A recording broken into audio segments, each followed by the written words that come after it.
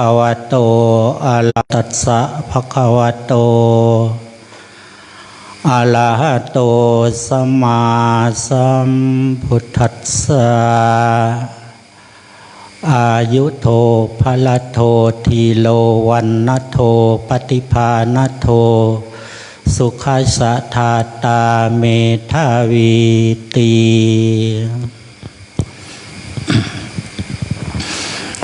ขอน้อมไว้แด่องค์สมเด็จสัมมาสัมพุทธเจ้าผู้เป็นบรมครูของเทวดาและมนุษย์ทั้งหลายคือในนาม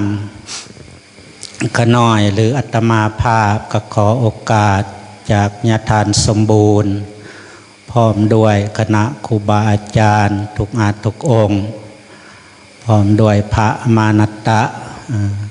เมื่ออื่นก็ออกอาพานแล้วเนาะไก่สิพ้นโทษพ้นกรรมแล้วขอนำสุขมาให้ลูกหลานสามเณรขอส่วนเสริญเจริญพรศรัทธาญาติโยมพอข่าวเมซีพร้อมด้วยคารวะญาติโยมที่ได้มาให้อุปถัมภ์คำสู้ในงานเขาปริวาสกรรมก็ได้เก่าคืน10 มื้อแล้วคือการให้เขาน้ำโภชนาอาหารก็ถือว่าเป็นให้กำลังมีกำลังได้พวกให้เขาน้ำโภชนาอาหาร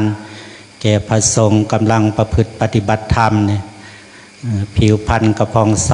อายุก็ยืนสุขภาพเข้มแข็งอยู่ดีมีแห้งบ่มักเจ็บมักไข้บ่มักป่วยยามตายโลดเพิ่นว่าบ่ทรมาน ในก็ผ่านการปฏิบัติมาเนาะก็มีพระสงฆ์องค์สามเณรพอเขาเมซีพร้อมด้วยคารวะญาติโยมก็ถือว่าเฮามารวมพลังมาสร้างคุณงามความดีร่วมกันให้เป็นจิตหนึ่งใจเดียวเพิ่มพลังเพิ่มศีลเพิ่มธรรมคือสร้างคุณงามความดีนี่มันสิเป็นมงคลแก่ชีวิตเฮามันสิมีแต่ความเจริญไปอยู่ใส่ก็เจริญทำมาค้าคืนเหตุหยังธุรกิจหยังก็เจริญการสร้างความดีมันสิมีความสุขเป็นมงคลแก่ชีวิตเพิ่นว่ามันในการคิดดีนี่เป็นมงคลแก่ใจ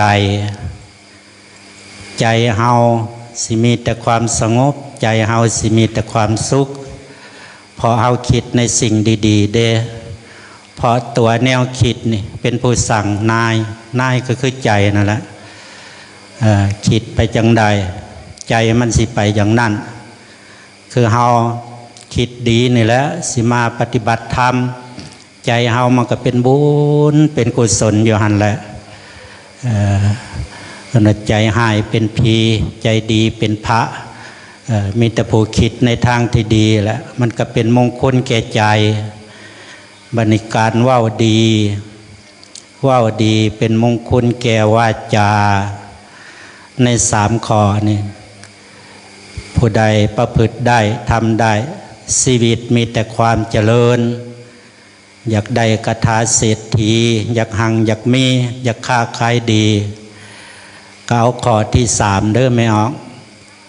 คือการว่าวดีเป็นมงคลแก่วาจาว่านำลูกค้าก่อนสิว่าวก็อมยิ้มก่อนจังว่าวนี่เลยเป็นคาถาเศรษฐีคาถาดีเป็นปิญะวาจา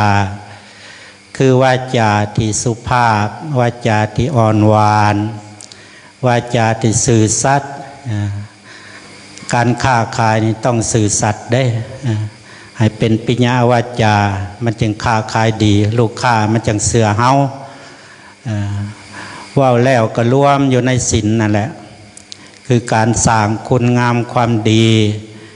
เบื้องต้นก็มีการจิตใจจาคะเสียสละออกไปเสียสละทั้งกายทั้งใจ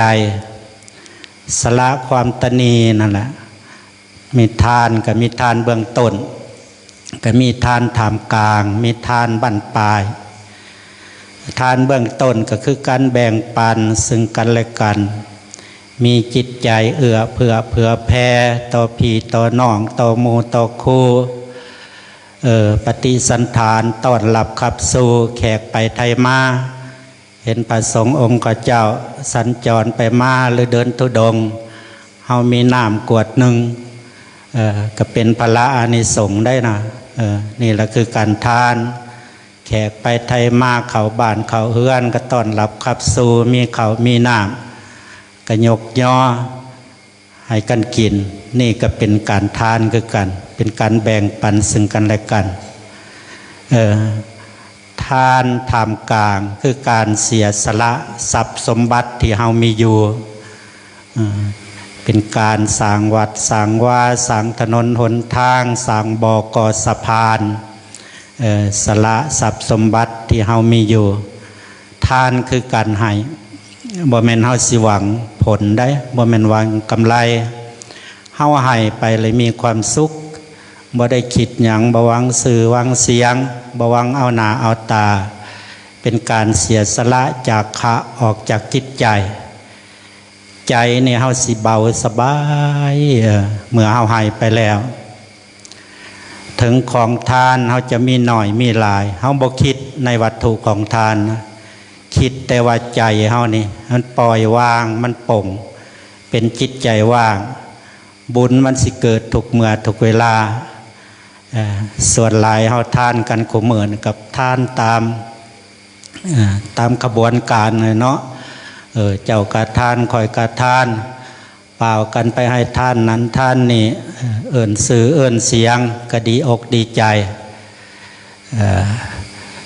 สักหน่อยพัดไปทานวัดนั้นวัดนี้กลับเมื่อบ้านบ่เฮ้ยพะนะเมื่อวานนี่เฮากับไปทานกันอยู่วัดภูคอ5,000 กีบคือบ่เห็นเพิ่นอ่านสื่อหรือว่าเฮาทานบ่หลายบ่พะนะมื้อหน้าบ่ไปหัวมันดอกนะอันนี้จิตของเฮายังไปยึดมั่นมันก็เป็นทุกข์อยู่หันแล้วตอนทานมันก็สบายอยู่อ่านสื่ออ่านเสียงไปก็สบายก็เป็นบุญคือกันนะแต่อานิสงส์นะมันบ่เกิด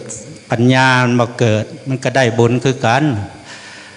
แต่มันดับทุกข์บ่ได้เพราะเฮายังยึดมั่นถือมั่นอยู่เขาตายไปแล้วเขาก็ไปเสวยผลทานคือการมาเวียนว่ายตายเกิดเขาก็มีอยู่มีกินที่มานั่งสรุสับลาบอยู่นี่ก็ย้อนว่ากุศลผลบุญเขาเคยทานมาแล้วเกิดมาบ่อึดอยู่อึดกินแต่มันก็ได้บุญคือกันเพราะเขาใครก็เขาขี้ทีขี้เหนียวเนาะกับขี้ทีและหมู่เพื่อนก็บ่มีบริวารก็บ่มีไผก็บ่นับถือหน้าถือตาคนขี้ทีเขาก็ว่ากันว่าอย่าไปใกล้เราเด้อเพื่อนอีนายนะขี้ทีตายแท้มักมองหล่นหน่อยเดียวก็ยังหวงอยู่ป่ะนะก็เป็นแนวนั้นและอานิสงส์มันถ้าเขามีจิตใจจาคะเสียสละอันนี้ทำจิตใจว่างปล่อยว่างทุกอย่างเฮาสิอยู่เป็นสุขการทานคือการให้ใจอยู่เป็นสุขคือมื้ออื่นก็เป็นมื้อออกอภานกรรมแล้วเนาะก็ตักบาตรหยาดน้ำกระเป๋ากันเป่าบุญเป่ากุศลก็ได้พระอนิสงส์กันคือกันได้ไปทางใดเขาก็มีบริวารเป็นคนปากหอมเอิญผีเอิญน้องมื้ออื่นเด้อพระเพิ่นมาปฏิบัติธรรมกรรมฐานเขาปฏิวัติสกรรมอยู่วัดป่าน้องคุณ9 คืน 10 มื้อแล้วมื้ออื่นก็มีการตักบาตรหยาดน้ำพระเขากรรมกสูตรออกอาภานเป็นผู้บริสุทธิ์ได้พระอานิสงส์หลายแต่ได้มื้อนั้นเอากับเปล่าผีเปล่าน้องเปล่าลูกเปล่าหลานมามื้ออื่นนั่นมาตักบาตรหยาดน้ำเอาบุญนำกันนี่เลยคือการคิดดีการทำดี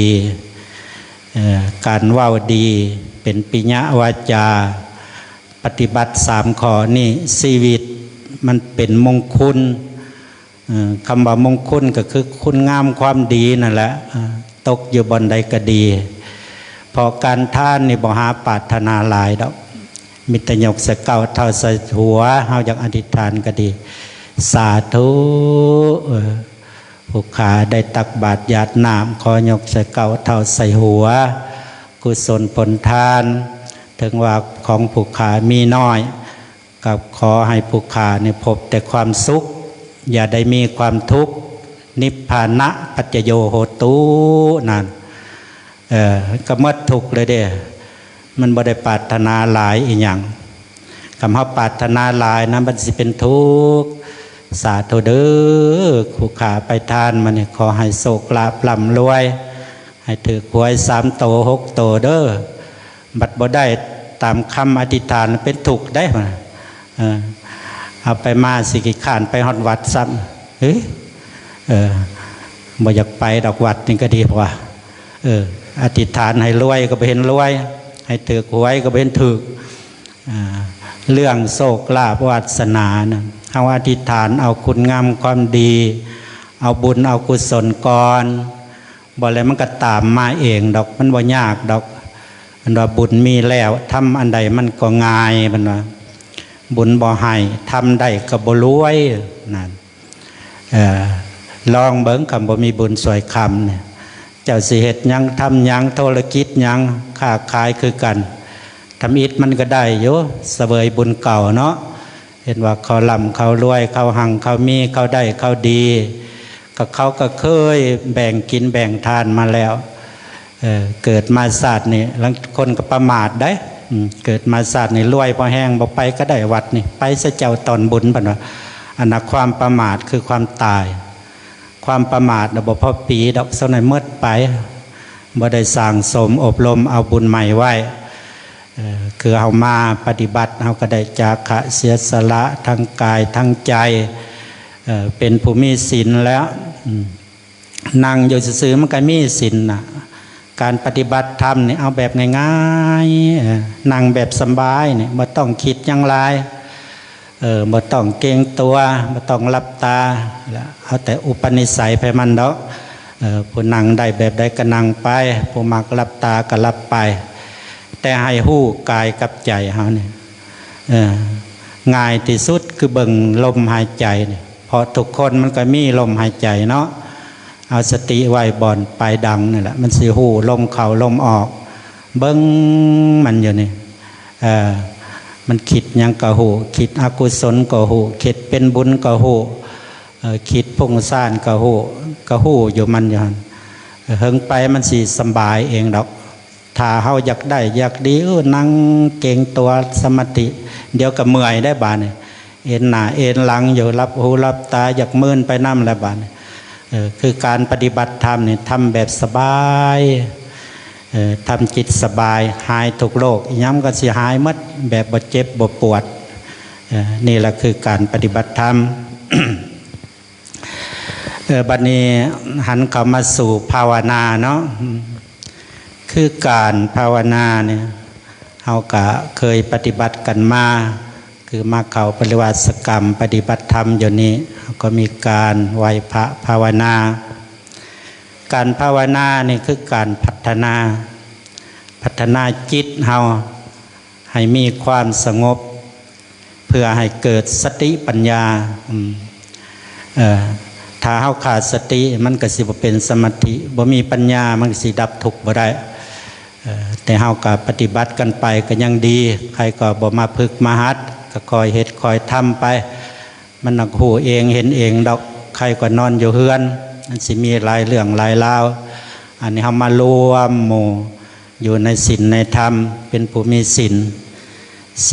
นี่เป็นของดีมีค่าเกิดศาสตร์นี่ศาสตร์หน้าสิพาเจ้ากะหังมี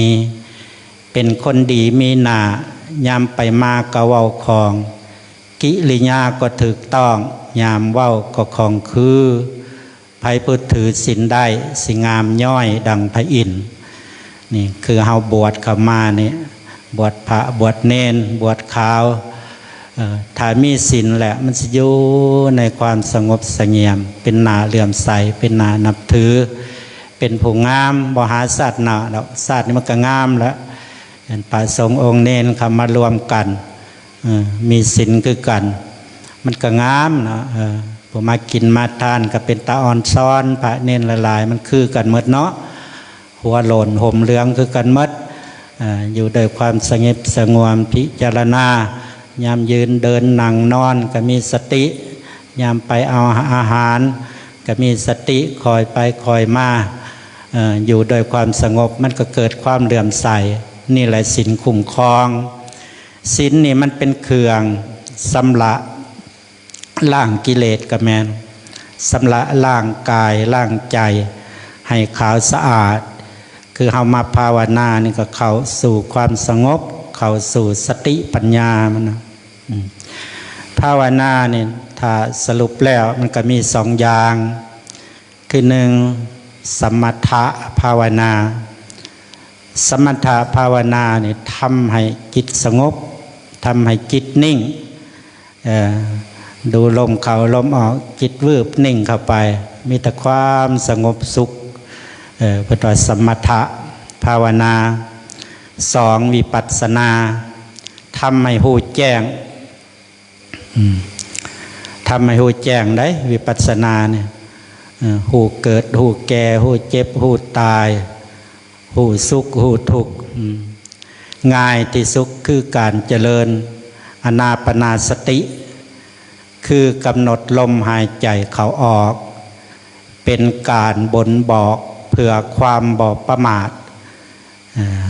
ถ้าเอาหูลมเข้าลมออกเนี่ยมันสิบ่ประมาทสติมันก็สิบ่ขาดถ้าบ่หูลมเข้าลมออกแล้วสติมันก็พันเพื่อนถือว่าอยู่ในความประมาทง่ายที่สุดทำอานาปานสติสติมาปัญญามันก็เกิดหาเจริญสติสติแก่กาปัญญามันก็เกิดเฮาก็ฮู้กายในกายจิตในจิตธรรมในธรรมเวทนาในเวทนาเฮาใส่สติปัญญามาพิจารณาตัวนี้บาดนี้นับแต่ยืนเดินนั่งนอนคู่เหยียดขบสันลมออกก็ได้ลมกับกายมันก็อยู่พร้อมๆกันนั่นแหละถ้าเฮาหู้ลมออกคมเขามันก็อยู่ในเนื้อในกายเฮาก็พิจารณาไปกำหนดลมหายใจเข้าไปลมเข้าลึกก็หู้ลมออกก็หู้ลมเบื้องต้นก็หู้ลมเบื้องกลางก็หู้ลมเบื้องปลายก็หู้หรือเฮาสิเอาพุทโธมาล่อมากำหนดก็ได้แล้วแต่ความถนัดไผมันเวลาลมเข้าเฮานึกกลับไปลมเข้าพูแล้วก็ซ้อมเบิ่งจนมันออกมาเองนะบ่ให้สูบเข้าสูบออกได้กันไปเดือดปล่อยตามธรรมชาติธรรมะคือธรรมชาตินั่นแหละเวลาลมออกโทลมเข้าพู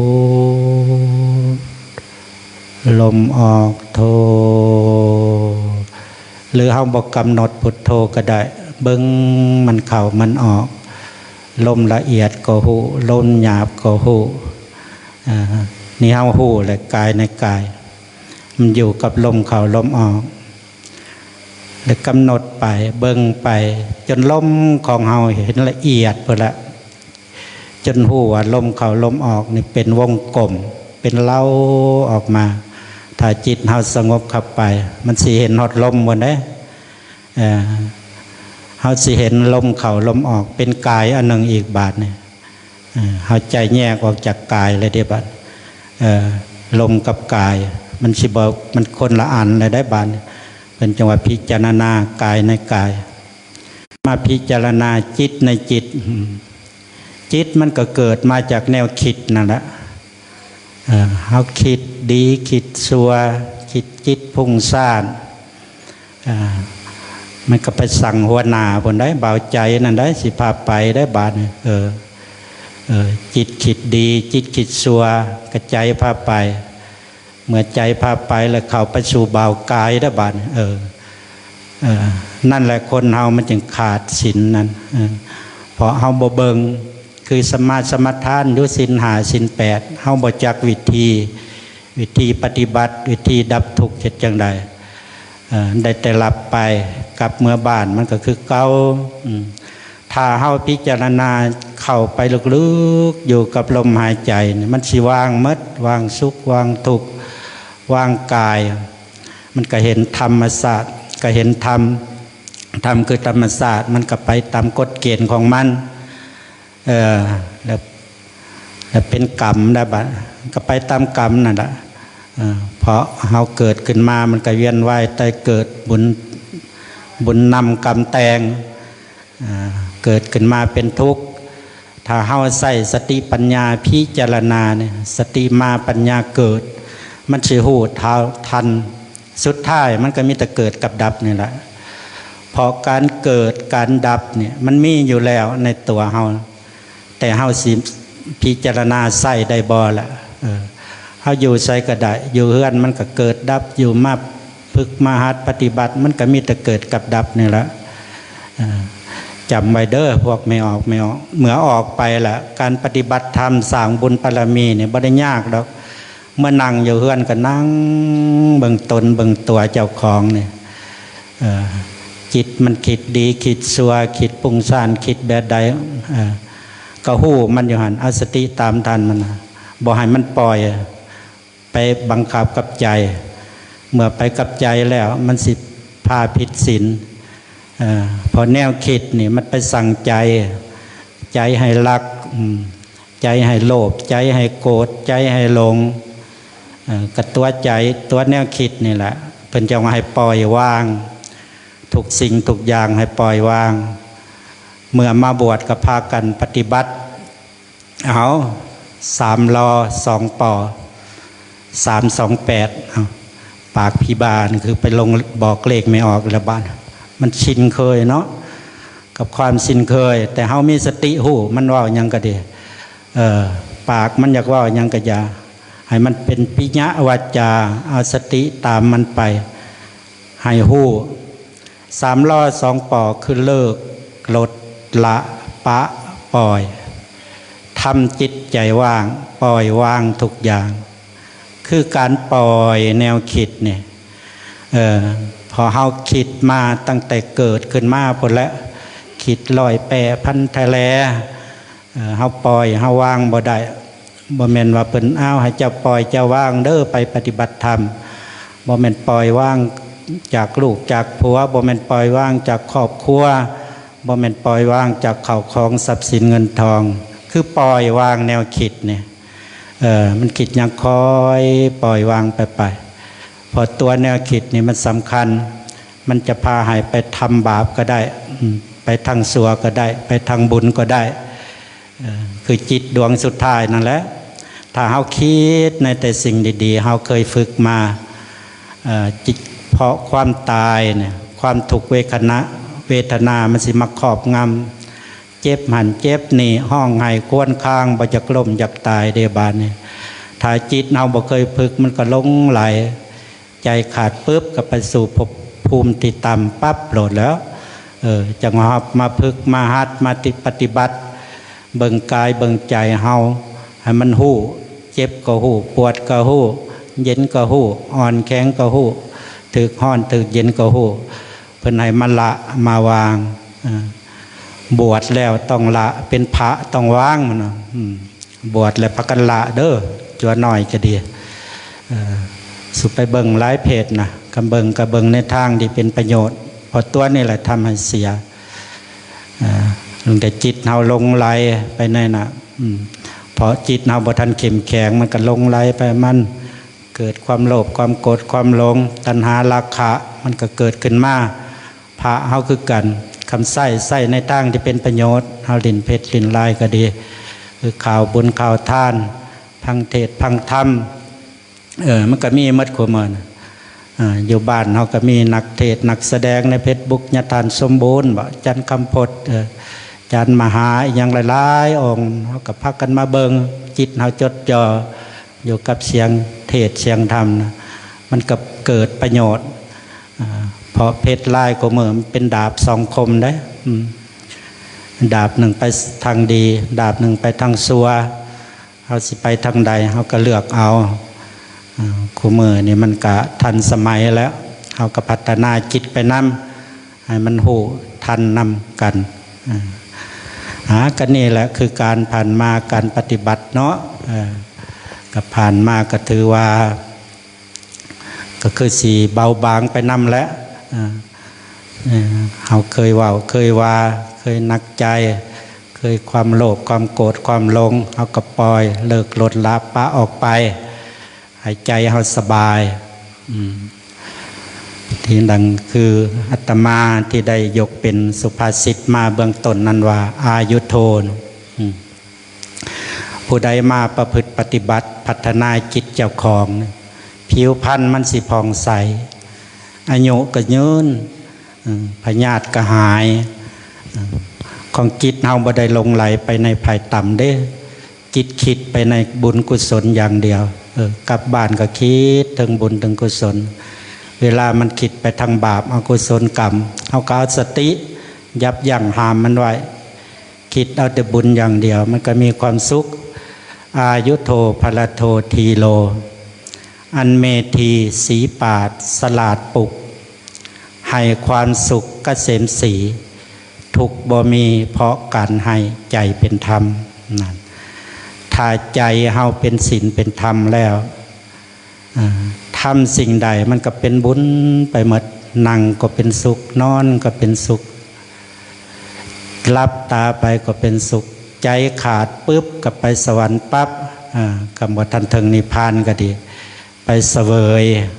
ของทิพย์หมดแล้วเนาะเป็นนางผ่านางเทวดาบ่ตกนรกมกใหม่ดอก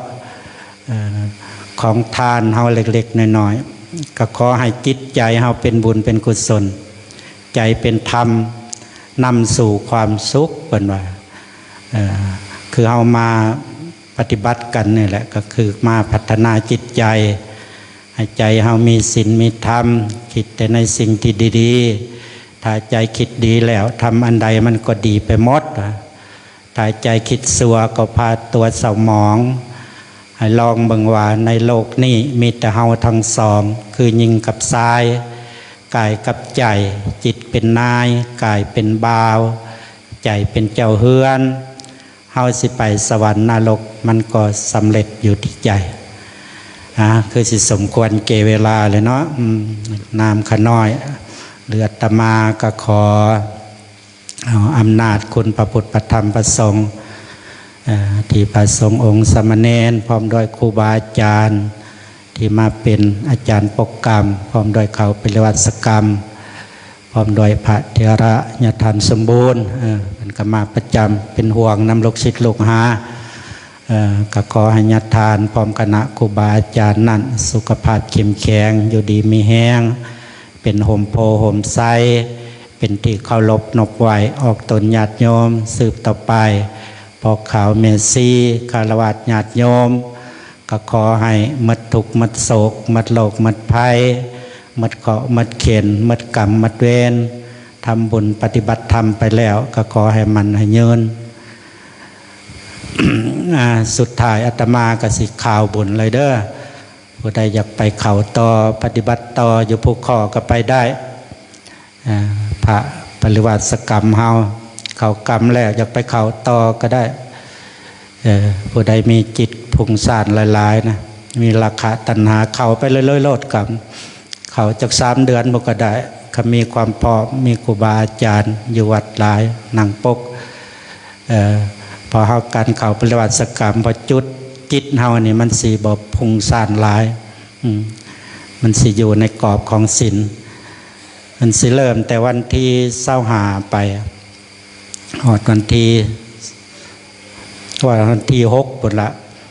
พอไปออกมันถือวันทิศผู้ใดไปเข้าวันที่25ก็สิได้ปริวาส3 มื้อ4 มื้อไปเข้าวันที่26ก็ได้ปริวาส3 มื้อผู้ใดบอกเพราะวันที่25มันก็ถือวันศีลดับเนาะผู้ใดบอกของบอกคาตักบาตรหยาดน้ำแล้วก็ไปแม่ขาวก็ไปบ่ต้องซิกบ่ต้องไปใส่ละบวชไปเลยปฏิบัติธรรมอยู่วัดได้ไปเลยโลดจนตายค่าเพิ่นมันจังบ่ไปตกนรกมกใหม่ เอาเมื่อเท่านั้นแล้วมีความสุขความเจริญ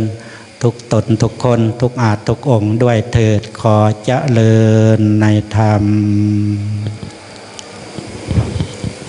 สาธุสาธุสาธุอนุโมทามิกล่าวครับองค์แสดงธรรม